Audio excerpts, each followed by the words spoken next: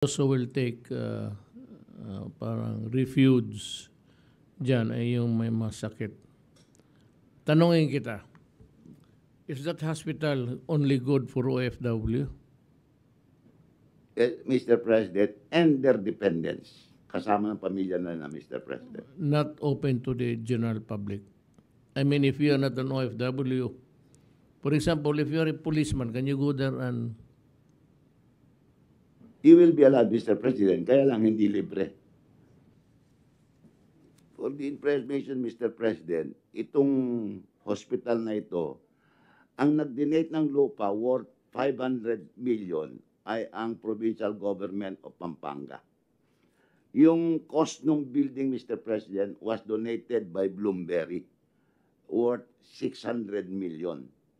And 600 million pesos, Mr. President. Tapos, ang PAGCOR naman nagbigay ng 200 million for the medical equipment. Nagtulungan po dito ang DOH, Mr. President. Siyempre silang may expertise on medical matter. DOH cannot forever be supplying hospital equipments kasi they are overstretched now sa pandemic, and I'm sure that kung may maitulong man sila, konti siguro, but I do not think the Department of Health has the resources to even contribute ng malaki. Yung maitulong lang siguro, and of course the technical know-how, that would be in the Department of DOH.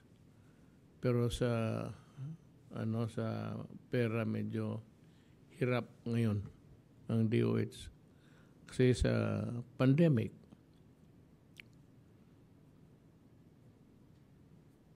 Mr. President, regarding the medical equipment, nagbigay po ang PAGCOR ng 200 million. Nasa amin na yung pera, Mr. President, kaya lang hindi namin magamit pa.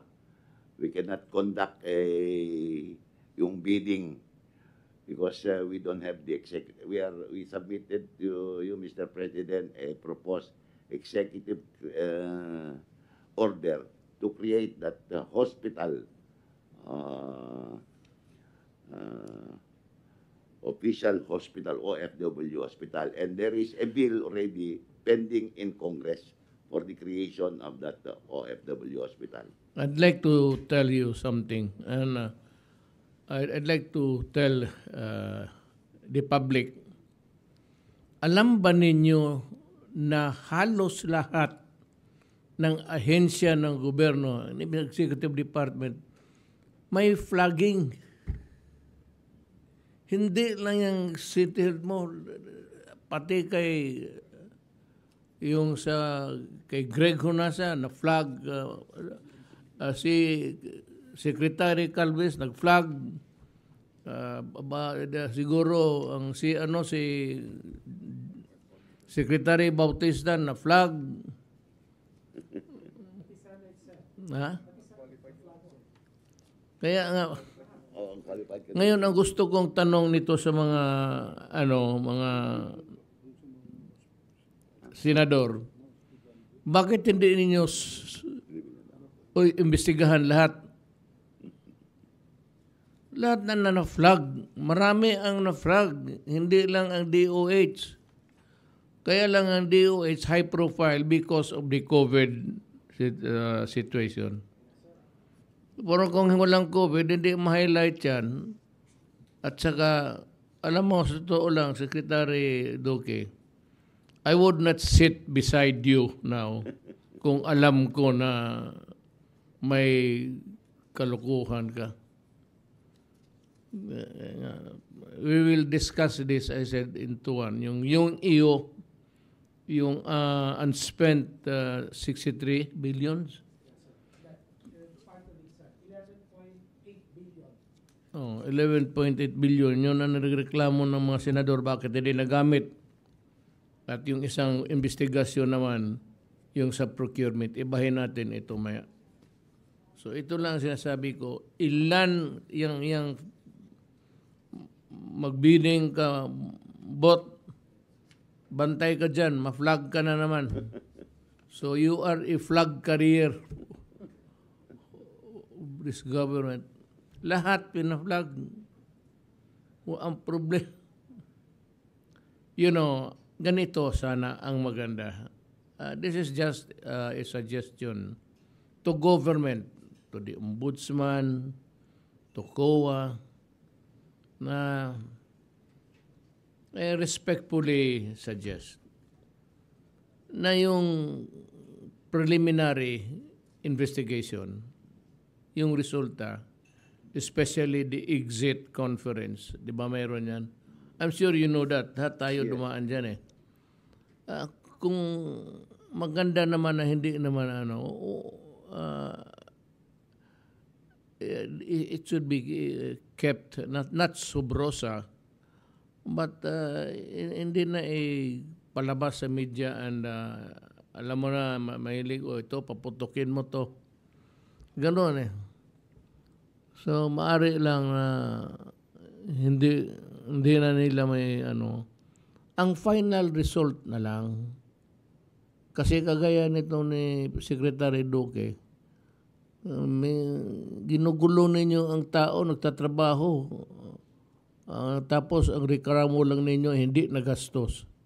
Huwag mo siyang pakialaman. Yan ang do not run. I'm telling these senators now, do not run the departments. Huwag kayong mag-imbestiga na kayo lang magsabi ng ganito. You'd like to run government, the departments, the way you want it. Or is it because you want the publicity? Maraming na-flag. There are about almost everybody na-flag. So, yan ang namimili. Bakit si Secretary Galvez na-flag rin? Yes, sir. 1.4 million lang, sir. Pero unqualified, sir, yun. Unqualified yung report. Pero binago ng Rappler yun, yung sir? Basta report. Dumating dyan, basta bitawan sa media, talagang sisirain ka.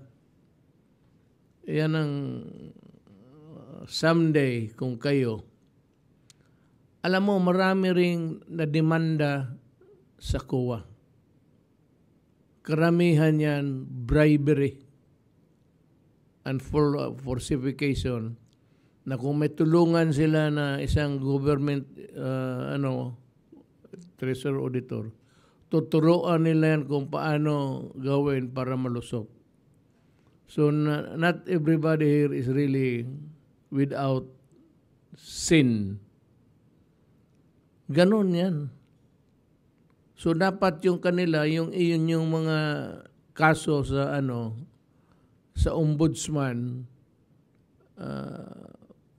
dapat i-publish in. But there's a law which says that you cannot do that. And we should respect that because that is for everybody. But kayo, on your own, why don't you publish the number of criminal cases filed against employees of the auditing office, itong GAO, General Auditing Office, involving corruption also. Mas masahol yung kasi bribery. Tinutulungan pa ninyo mag-falsify, mag-fraud. Lahat tayo dito. Kaya yung kung flag lang, sabihin ko sa mga itong si Senator Gordon, paki-flag na lahat at imbestigahan mo. Tignan natin kung may panahon ka pa mag-exercise. My advice to you is to reduce your... Ako ang nabibigatan